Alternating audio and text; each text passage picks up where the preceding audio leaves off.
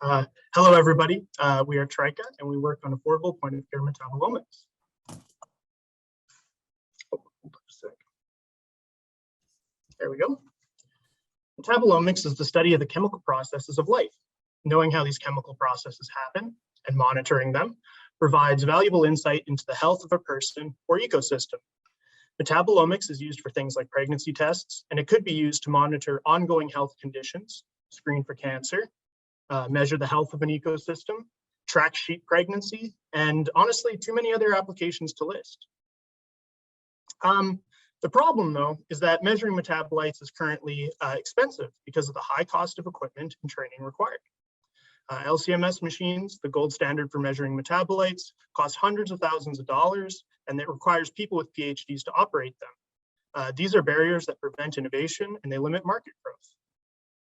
Measuring metabolites requires large, expensive LCMS machines and professionals to run them. So they need to run at a large scale.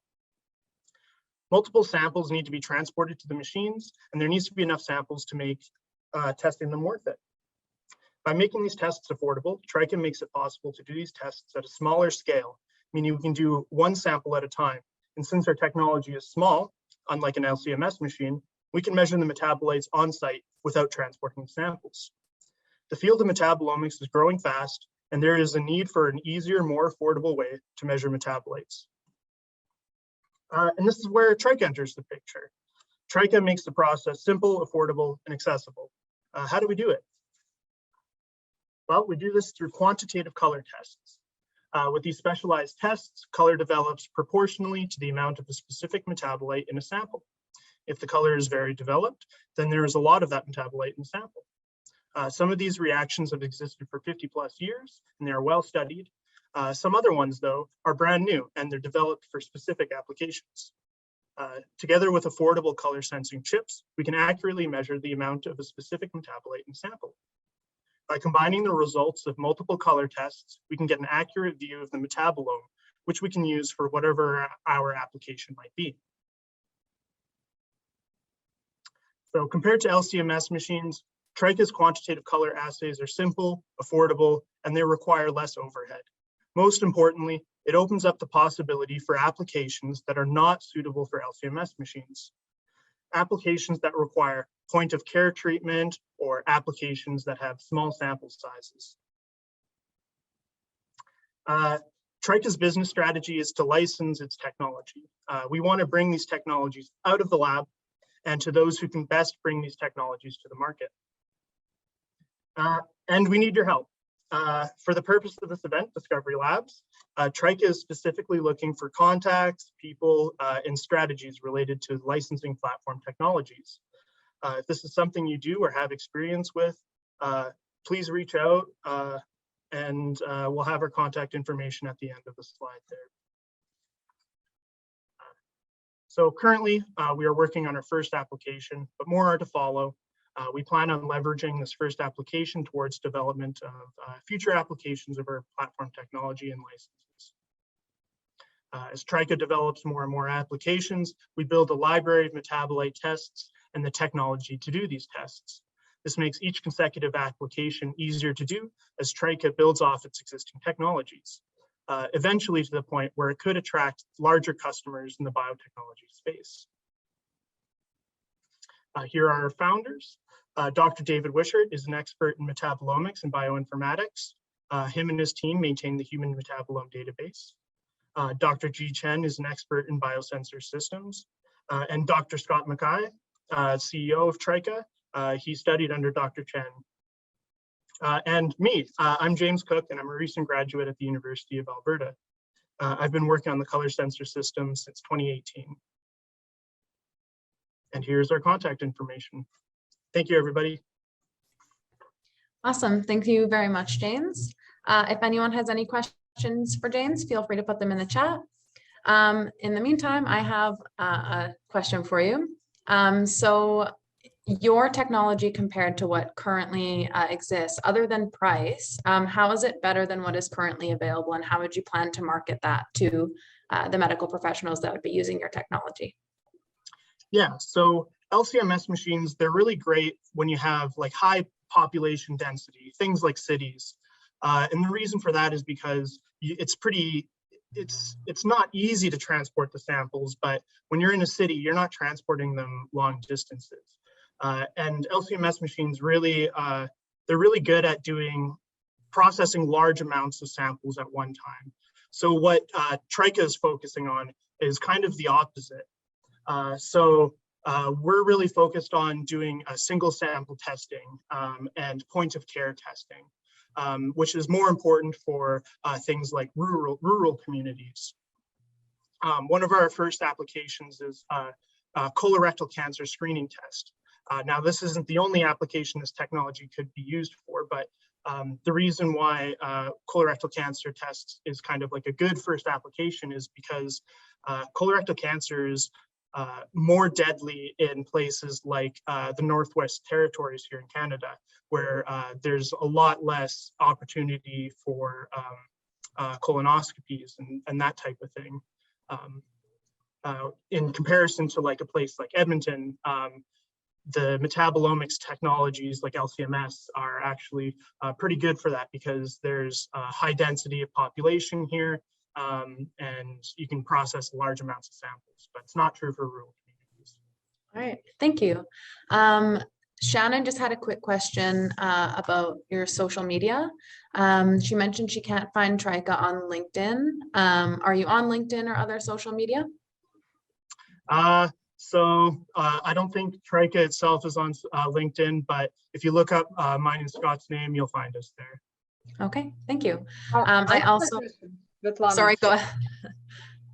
Sorry for jumping in. Nice presentation and great importance. You mentioned quantitative assay.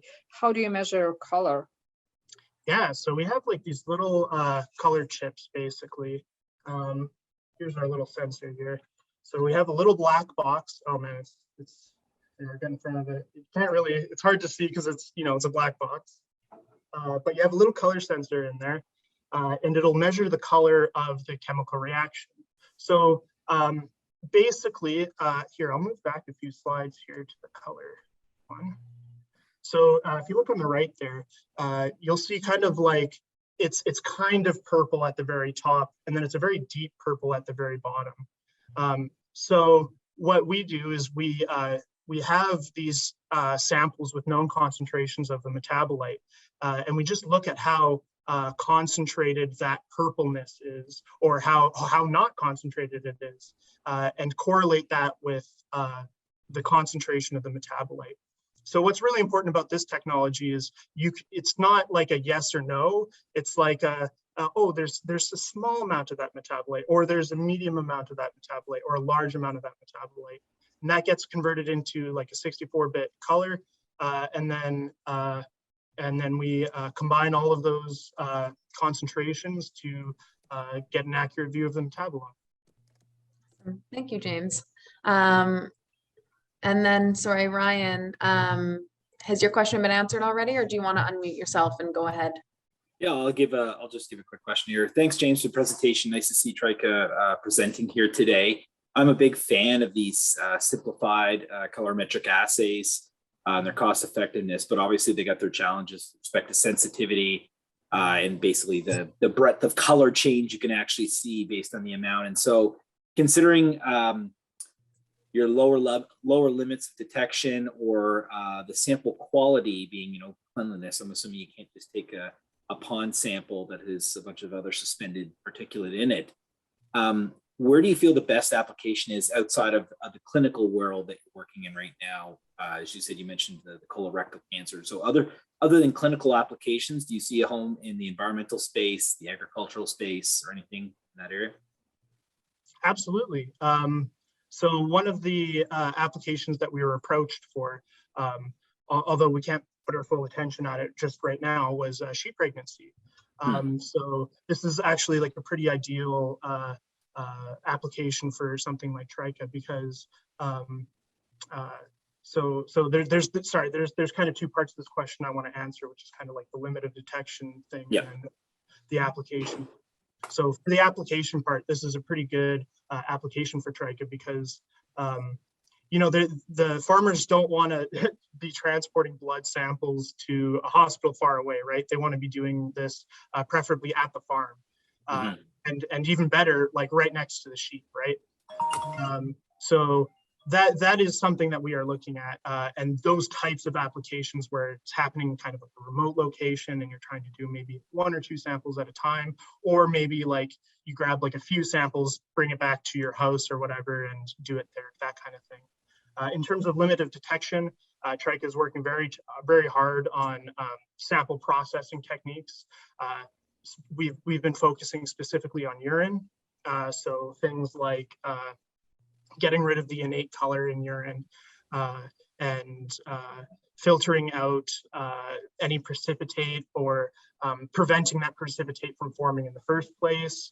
In terms of like limit of detection, it's kind of hard to say, just because it's dependent on which metabolite we're sensing, like the application we're sensing it for, because sometimes it doesn't really matter if like measuring this metabolite to the exact micromolar capacity, right? You're just looking to see if it's within this like range. So it is also application dependent as well. Awesome, thanks. Thank you, James. I did just have one more quick question for you before we wrap up here. So you introduced your team of your 4 people, and your technology seems really interesting. What are your current capabilities for growth?